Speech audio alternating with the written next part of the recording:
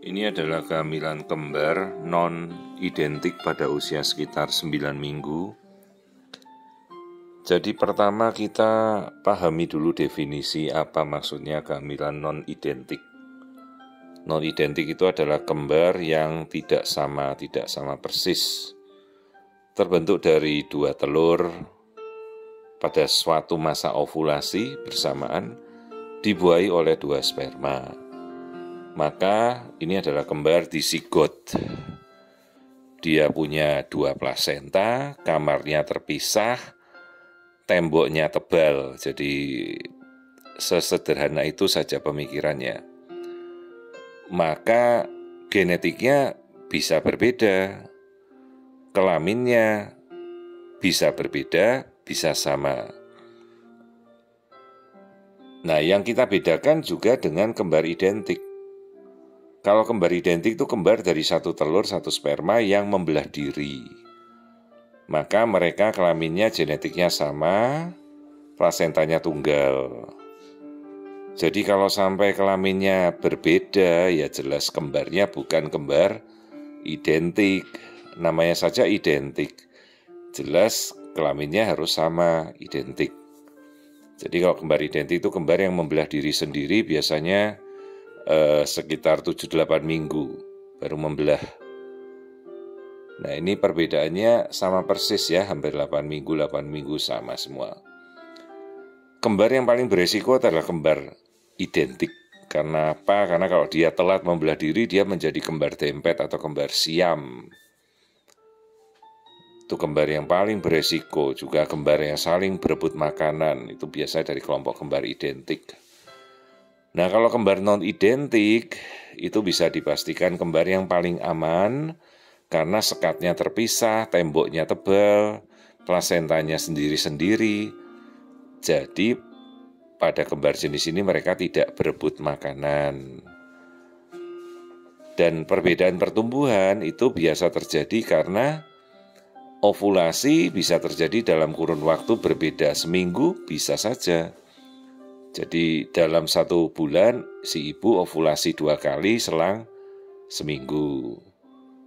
Maka terjadi pembuahannya bisa beda seminggu usia bayinya. Tidak ada masalah.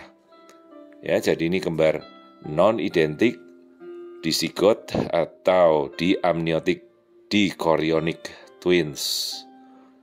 Jenis kembar yang paling aman. Terpisah temboknya, tidak saling berebut makanan, ya, dan biasanya kelaminnya bisa berbeda, bisa juga sama. Jadi kalau kita sudah memahami itu, maka kalau kita tahu bayinya kelaminnya beda, jelas suatu kembar non-identik. Kemudian jika kita melihat plasentanya ada 2 masing-masing, jelas itu kembar non-identik, tapi bisa kelaminnya sama.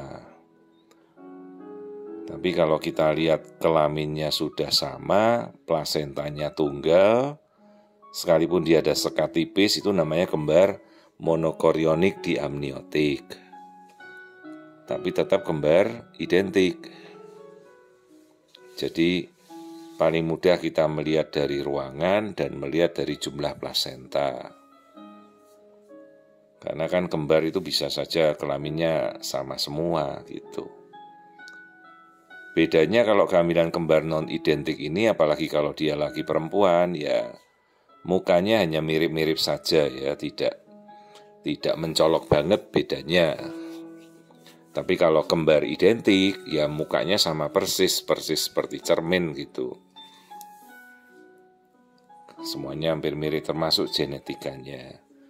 Nah, pada kelompok-kelompok kembar identik biasanya kita anjurkan periksalah genetika bayi seperti NIPT, itu kita bisa lakukan dari awal, terutama kelompok-kelompok kembar identik, karena repotnya kalau pada suatu kembar identik genetikanya ada yang terkena, maka ya genetika kembarannya hampir sama pasti.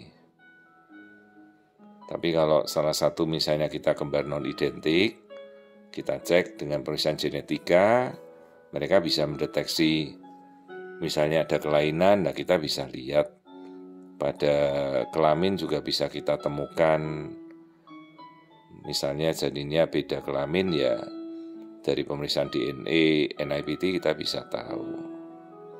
Ya, jadi ini kembar non-identik masuk 8-9 minggu, sekatnya tebal, terpisah semua, pertumbuhannya bagus.